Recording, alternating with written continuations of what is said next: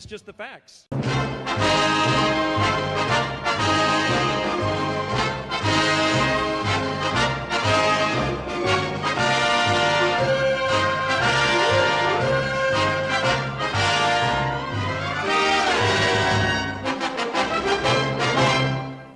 Hi, my name is Rick Aaliyah. We recently released a video entitled Congressman Mike Kelly versus Just the Facts. It dealt with questionable statements Mr. Kelly made during his debate with Democratic challenger Ron DiNicola, as both men seek to be reelected to the U.S. House of Representatives from Pennsylvania's 16th District. Turned out Mr. Kelly made enough false statements that we're able to make a second video. We call it Congressman Mike Kelly versus Just the Facts, the sequel. We hope you enjoy it, and we hope it gives you some food for thought as you head out to vote in this year's midterm elections. First, let's look at what Mr. Kelly had to say about his beloved Tax Cuts and Jobs Act.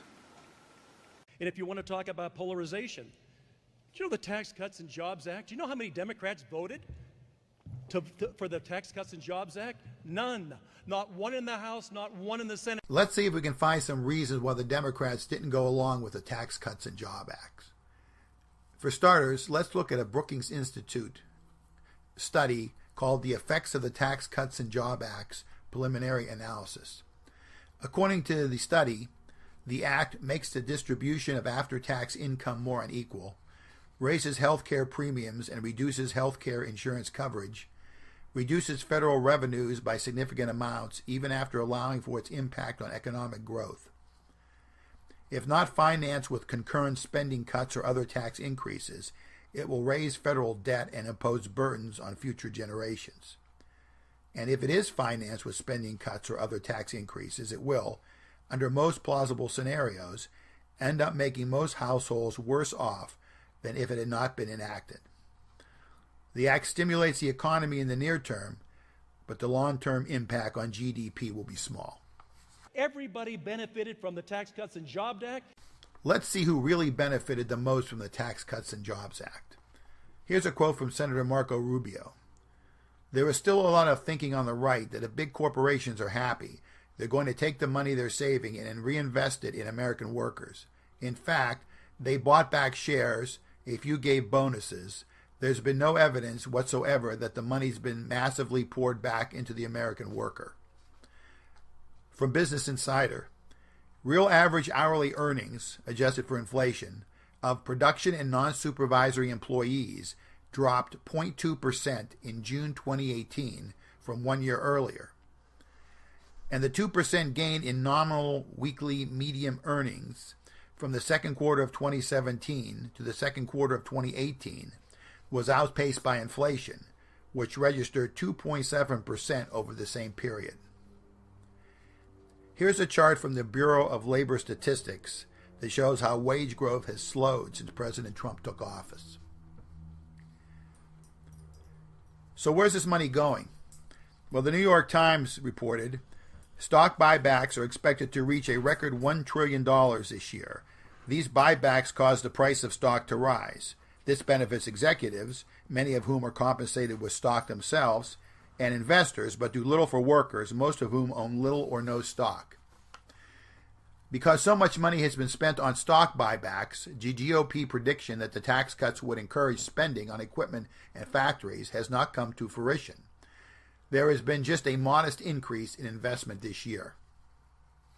And from the Urban Brookings Tax Policy Center, families earning $25,000 or less will save on average just $60 on their federal taxes this year.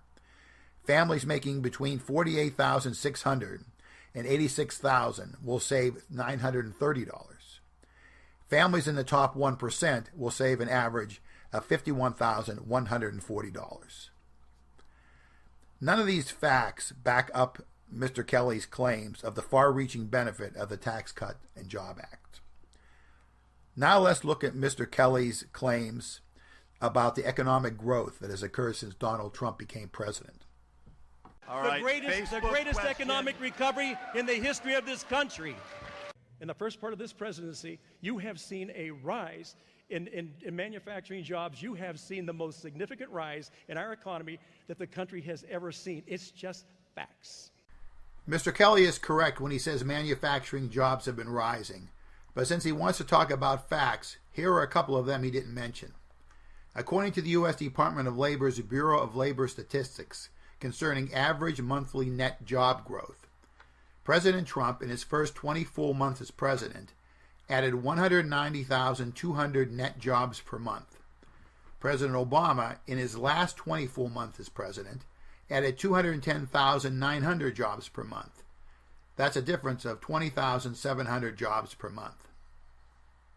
According to the U.S. Department of Commerce's Bureau of Economic Analysis, President Trump's largest single quarter of real GDP growth was 4.2% in the second quarter of 2018. Since 1947, there have been 94 quarters that had greater real GDP growth than President Trump's best quarter, including 23 that more than doubled it. Here they are. In reality, our current economic growth began under President Barack Obama, after he inherited the Great Recession from a Republican president. As Mr. Kelly likes to say, it's just facts. Now let's look at Mr. Kelly's statements about America's standing in the world under the presidency of Donald Trump. How stronger has America become? We are no longer just part of the world. We are leading again because of strong Republican leadership. As America more respected in the world than it was 21 months ago?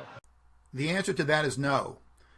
This is from a Pew Research Center polling of 25 foreign countries in 2017 and again in 2018. America's global image plummeted following the 2016 election of President Donald Trump, and its international image remains poor. Many believe the United States is doing less to help solve major global challenges.